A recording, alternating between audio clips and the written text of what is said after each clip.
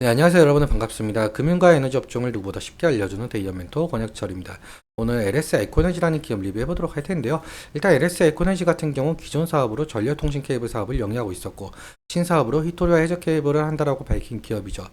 오늘 제가 말씀드릴 내용은 사실 LS 에코에너지 영상을 매일같이 찍다 보니까 점점 이렇게 중복된 내용이 많아질 수는 있더라고요. 그래서 하지만 좀 양해를 부탁드리려고 말씀을 드리려고 하거든요.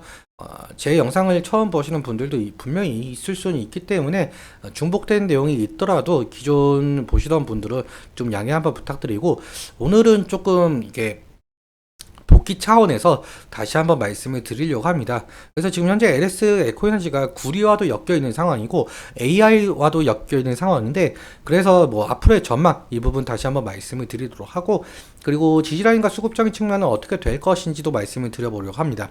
먼저 시작하기 전에 저희 데이업 채널에 오시면은 모든 종목들을 커버해드리고 있으니까 찾아주시면 정말 감사할 것 같고 제 영상도 끝까지 지켜봐 주시면서 댓글로 궁금하신 것들 남겨주시면은 다음 영상에서 말씀을 드리도록 하겠습니다.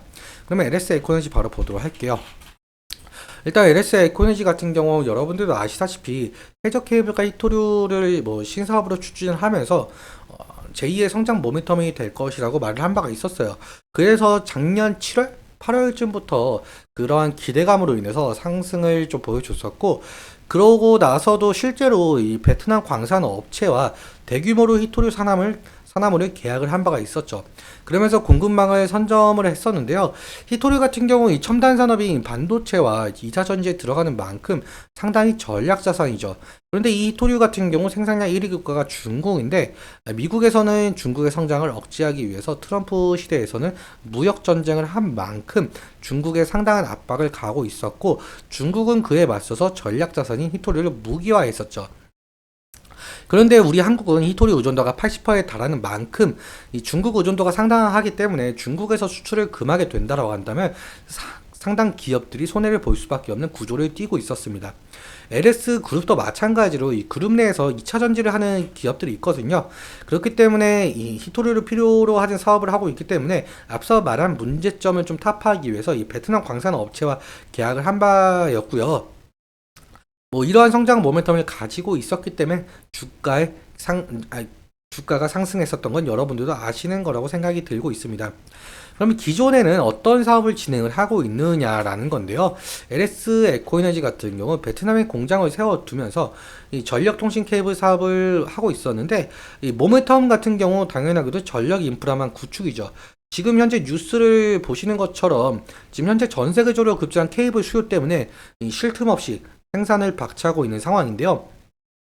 이는 당연하게도 이 AI 산업 활황으로 인해서 부족한 전력 인프라만 구축이겠죠.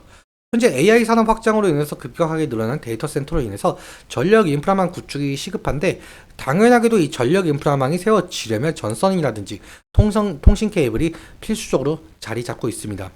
이에 그 LS 에코에너지 1분기 실적도 영향을 가는 듯 싶은데요. 그런데 사실 이 전력 케이블 같은 경우 구리가 들어가기 때문에 이 제품 가격 상승으로 기존 사업 매출에 도움이 될 가능성이 상당히 높아요. 이 현재 구리 가격이 상당히 상승했었는데 이 결국에 구리 가격이 상승한 이유는 여러분들도 아시다시피 AI 산업 확장이죠. AI 산업이 확장을 하면서 필요하게 된 전력 인프라만 구축을 위한 전선의 수요 증가, 그리고 전선 수요 증가에 따른 구리 수요 증가, 그 이유로 인해서 구리 가격이 상당히 상승했었는데, 이 구리 가격 상승 이유는 또 한 가지 더 있어요. 증권가에서는 이 구리 가격 상승 배경에는 중국이 있다라고 표현을 하고 있습니다. 지금 현재 미국과 영국에서 러시아를 제재하면서 러시아 주요 광산이 가동이 중단이 되었거든요. 그리고 나서 중국 같은 경우 제조업 부분에서 경기가 회복되면서 수요가 높아지고 있다라는 거예요. 그런데 일각에서는 현재 중국은 제조업 부분에 대해서 경기가 회복이 된 것이 아니라 미국과 패권 다툼으로 인해서 일부러 제조업 부분을 과잉 생산하게 만들려고 하는 것처럼 보이고 있는데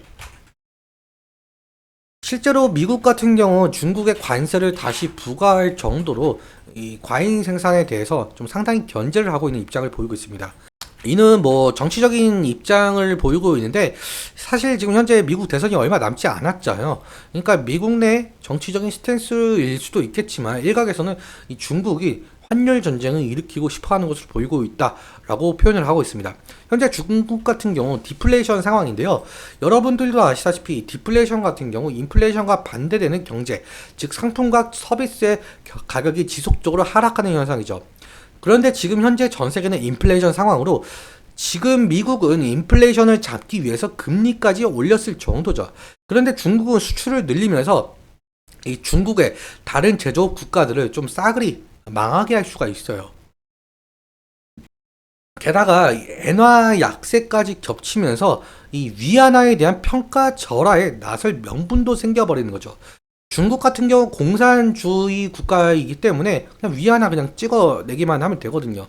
즉 다시 한번 정리해보자면 중국 같은 경우 이 과잉 생산으로 인해서 인플레이션 상황이 국가에서는 이 값싼 제품이 그 중국산에 쓸 수밖에 없고 다른 나라의 제조업을 박살내면서 대부분의 나라를 중국의 경제 식민지로 종속시킬 수 있다는 거예요. 그래서 실제로 지금 현재 중국은 달러를 팔고 금과 구리를 대규모로 사들이는 이유로 볼 수 있을 것 같습니다. 이러한 이유들이 좀 겹치면서 구리 수요가 증가가 되면서 상승 중에 있다라고 볼 수가 있을 것 같아요. 그러면서 이 LS 에코에너지도 어느 정도 수혜를 볼 수가 있다 이렇게 말씀을 드리면서 차트와 수급적인 측면 함께 살펴보도록 할게요. LS 에코에너지 오늘 지금 가격대 같은 경우 마이너스 3%로 하락하면서 장이 마감이 되었는데요. 지지라인 같은 경우 11 이평선을 볼 수가 있을 것 같아요. 사실상 어제도 마찬가지고 오늘도 마찬가지고 좀 11 이평선을 지지해 주면서 상승을 보여주고 있거든요. 그런데 만약에 11 이평선이 무너지게 된다라고 한다면 리스크적인 관리는 필요할 수 있을 것으로 보이고 있죠. 일단 수급적인 측면도 함께 살펴보자면 LS 에코에너지 같은 경우 외국인이 87만 주 정도 한 달 사이에 매수 중에 있고 그리고 기간 같은 경우 한 달 사이에 83만 주 정도 순매도를 진행 중에 있죠. 이 외국인과 기관의 좀 매수와 매도 싸움이라고 볼 수가 있을 것 같은데 지금 개인 같은 경우 14,000주 거의 영향이 없을 정도이죠. 아무튼 이 외국인이 매수세가 좀 상당하다 보니까 외국인마저 이 매도세로 돌아가게 된다고 한다면 LS 에코에너지의 주가에 영향이 갈 가능성이 상당히 높을 것 같습니다. 그렇기 때문에 외국인의 이 수급 동향 함께 살펴봐야 되는 것이 중요 투자 포인트가 될 것 같고요. 그리고 제가 매번 말씀을 드리지만 LS 에코에너지는 지금 신고가 부분에 해당을 하다 보니까 이 매수의 심리보다 매도의 심리가 더 강할 수밖에 없다. 그렇기 때문에 이 부분이 좀 염두에 두시라라고 말씀을 드렸었어요. 지금 지속적으로 윗꼬리가 달린 부분을 보이는데 그렇다 보니까 이 조정이라기보다는 좀 차익 실현 매물이 나오고 있다라고 표현할 수가 있을 것 같습니다. 그래서 상승 시마다 이 부분 좀 조심스럽게 접근해야 될 것 같고요.